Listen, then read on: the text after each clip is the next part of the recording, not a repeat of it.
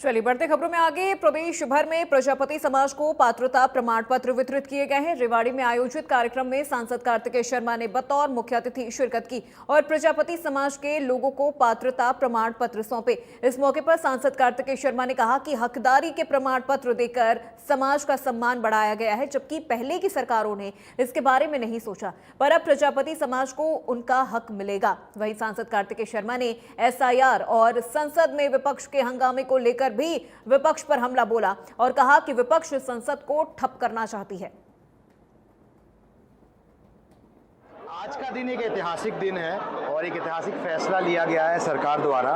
और जब माननीय प्रधानमंत्री जी ने लाल किला से इस बात का आह्वान किया था कि भारत 2047 तक एक विकसित राष्ट्र बनेगा, तो उनका संकल्प समाज के हर वर्ग को साथ लेके चलने का है। इसीलिए उनका मंत्र सबका साथ, सबका विश्वास, सबका विकास, उसी श्रृंखला के अंदर एक बहुत ही अहम कड़ी कि आज ये कार्यक्रम था जहां प्रजापति समाज के लिए एक बहुत ही महत्वपूर्ण घोषणाएं आज हुई हैं। और मुझे लगता है पूरे समाज को इसका फ़ायदा मिलेगा और ख़ासकर जो समाज के अंदर वंचित हैं, जो गरीब तबके से आते हैं, जिनको इसकी ज़रूरत है, चाहे बच्चों को हो, युवा पीढ़ी को हो, या व्यवसाय के लिए रजिस्ट्रेशन हो, या कच्चा माल मिलने की जगह जो आज सर्टिफिकेट वितरित किए गए हैं, ये सारी स्कीमें उनको दिमाग में रखते हुए की गई हैं। और माननीय नायब सिंह सैनी जी के नेतृत्व के अंदर ये स्कीम चल रही है, जिसका फ़ायदा छत्तीस बिरादरी को और सर्व समाज को। विडंबनीय है, निंदनीय है कि भारत सरकार का जो भारत के अंदर हमारी व्यवस्था है, लोकतंत्र के अंदर,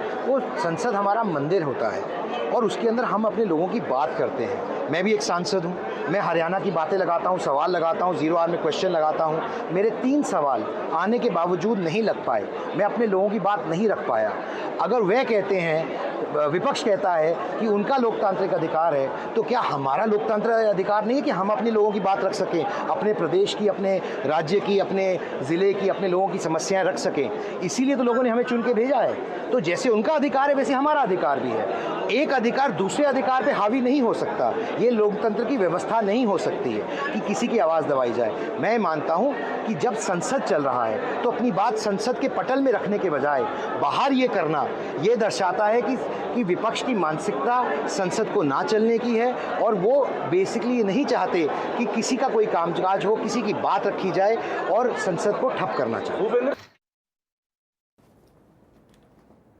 चलिए बढ़ते खबरों में आगे। स्वतंत्रता दिवस के उपलक्ष्य में पूरे देश